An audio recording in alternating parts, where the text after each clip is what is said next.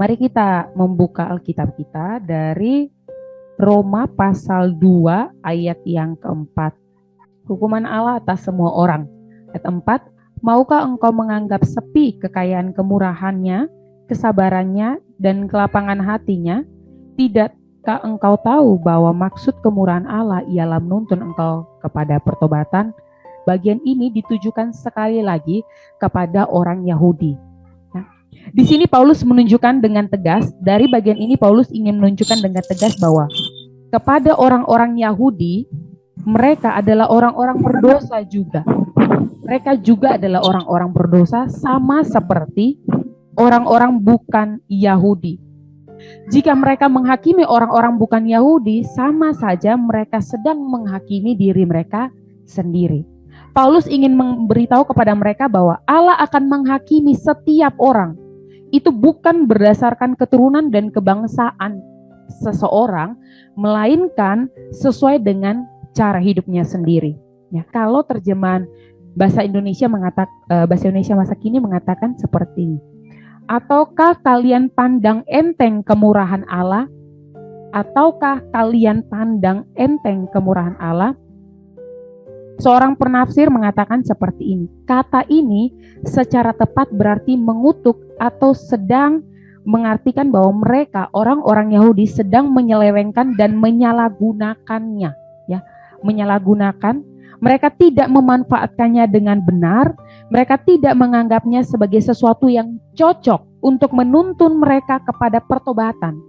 Tetapi mereka memperoleh kesan praktis, ya, untuk bagian awal ini mereka mempunyai kesan praktis bahwa karena Allah tidak datang untuk menghakimi dan melenyapkan mereka, tetapi tetap mengikuti mereka dengan berkat-berkat-Nya.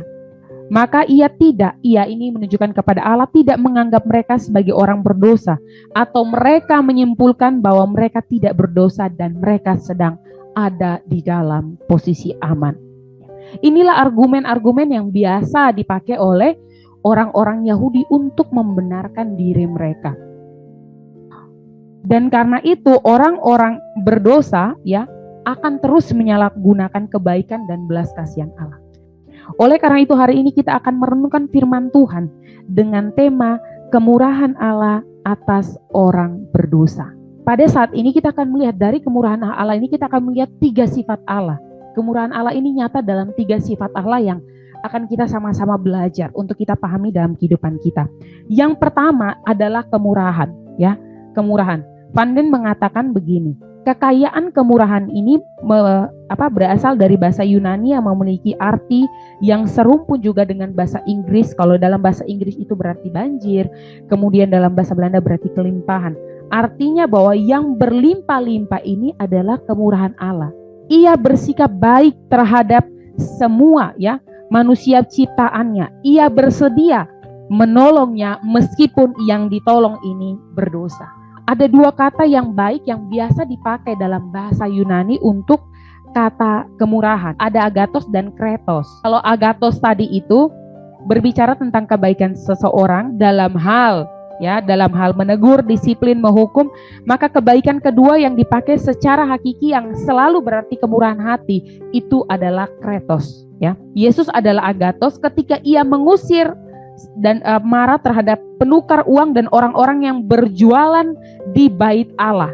Nah, kalau kretos, ya, ia adalah kretos ketika ia, ya, memperlihatkan dengan lemah lembut dan kasihnya kepada manusia berdosa. Atau secara khusus dicontohkan waktu ia bertemu dengan wanita berdosa yang meminyaki kakinya dan wanita yang kedapatan berzina. Ini dipakai kata kretos. Jadi yang di bagian ini kata kemurahan yang dipakai di sini bukan agathos, melainkan lebih menunjukkan kepada kretos. Sehingga dari pengertian ini Paulus berkata bahwa kamu orang-orang Yahudi berusaha mencari keuntungan dari kemurahan Allah. Yang kedua, tentang kesabaran. Nah, kata kesabaran ini menunjukkan kepada hal genjatan senjata. Apa artinya? Ya, memang kata ini berarti perhentian suatu permusuhan. Tetapi yang dimaksudkan adalah perhentian yang sementara, begitu. Perhentian yang sementara. Dengan pengertian itu Paulus berkata kepada orang Yahudi, kamu berpendapat bahwa kamu sudah selamat, hanya penghukuman Allah belum menimpa kamu, ya, atau belum menimpa atasmu. Tetapi apa yang Allah berikan kepadamu bukanlah suatu jaminan agar kamu bebas dari dosa. Ia, ya, melainkan Ia memberimu kesempatan untuk bertobat dan merubah jalanmu. Ini arti dari kata kesabaran. Jadi bukan berarti bahwa ketika Allah memiliki kesabaran itu Allah membiarkan kita bebas berbuat dosa. Tidak. Ya. Kesabaran Allah tidak bisa menjadi alasan bagi kita, oh karena Allah sabar, Allah punya sifat yang sabar, membuat kita terus dan senantiasa hidup di dalam dosa. Tidak. Ya. Melainkan kesabaran Allah sebenarnya sedang memberikan kesempatan kepada kita untuk bertobat dan merubah jalan kita. Bahkan John Piper menjelaskan seperti ini, kata sabar dalam bahasa Yunaninya ini juga memiliki kata yang berarti bahwa Allah dapat bersabar selama berbulan-bulan, bertahun-tahun, berpuluh-puluh tahun atas sikap keras kepala dan penolakan kita untuk bertobat. Tetapi tidak menjadi alasan untuk kita terus-menerus hidup di dalam dosa. Sifat Allah yang ketiga adalah kelapangan hati Allah. Ya, Bapak Pendeta David menjelaskan seperti ini. Kelapangan hati Allah ini diartikan sebagai panjang sabar, pengendalian diri sebelum melanjutkan pada tindakan. Dan William Barclay menjelaskan bahwa sebagai suatu kata yang menyatakan kelapangan hati ini, ya, sebagai suatu kata yang menyatakan bahwa Allah ini adalah kesabaran Allah terhadap manusia. Bahkan Paulus juga mengatakan kepada orang-orang Yahudi bahwa janganlah berpendapat jika Allah tidak menghukummu, itu adalah tanda bahwa Ia tidak dapat menghukummu. Kenyataan bahwa hukumannya itu tidak segera mengikuti dosamu yang kamu lakukan bukanlah bukti bahwa Ia tidak berkuasa. Allah tidak berkuasa menghukum kita. Karena itu adalah bukti kelapangan hatinya. Artinya di sini bahwa hidup kita ini bergantung kepada kelapangan hati Allah, kepada kesabaran Allah, kepada kemurahan Allah. Ya. Artinya bahwa seluruh maksud Allah dalam menunda penghukuman adalah membawa manusia kepada pertobatan. Sekali lagi, artinya bahwa seluruh maksud Allah dalam menunda penghakiman adalah bukan untuk membuat kita berlarut-larut dan senang terhadap dosa, hidup di dalam dosa, tetapi sedang membawa kita manusia ciptaannya kepada pertobatan. Setelah kita mengetahui akan kemurahan Allah itu nyata dalam sifat-sifatnya, maka pertobatanlah yang diminta dari kehidupan kita. Roma pasal 2 ayat selanjutnya, saya baca pasal 2 ayat 4 bagian selanjutnya. Tidak tahukah engkau bahwa maksud kemurahan Allah ialah menuntun engkau kepada pertobatan? Pertobatan dalam ayat ini di dalam bahasa Yunaninya itu memiliki arti memiliki perasaan bersalah, menyesal, bahkan ada yang namanya perubahan dalam hidup. Ketika yang dinamakan ada pertobatan, maka dimulai dengan adanya perasaan bersalah, ya. Perasaan bersalah dan mengakui diri bersalah. Kalau mau bertobat, langkah pertama dalam pertobatan adalah yang pertama memiliki perasaan bersalah dan mengakui diri bersalah. Dan yang kedua, ya, yang kedua adalah perasaan dan sikap menyesali akan setiap dosa. Kalau hanya sampai kepada awal pertobatan saja dan setelah itu dia merasa dirinya oke, saya sudah aman, saya sudah di zona nyaman, sudah aman ini.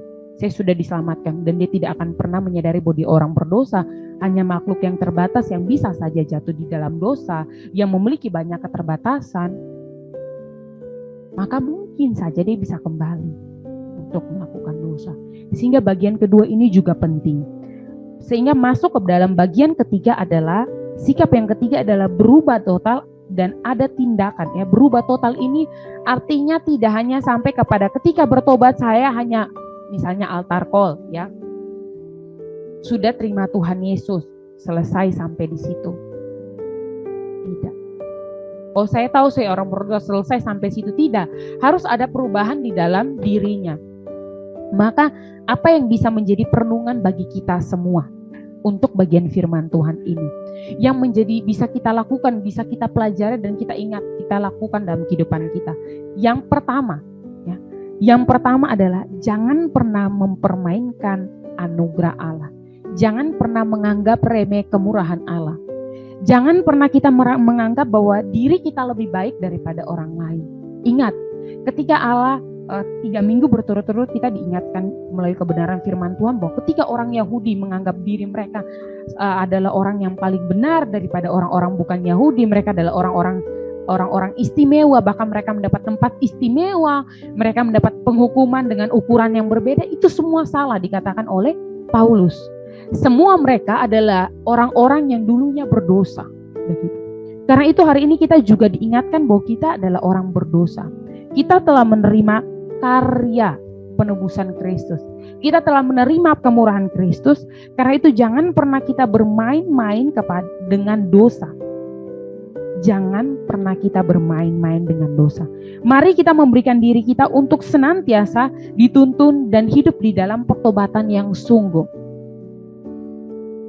Sehingga kemurahan Allah itu tidak hanya sampai kepada pemahaman kita, tapi nyata di dalam kehidupan kita hari lepas hari.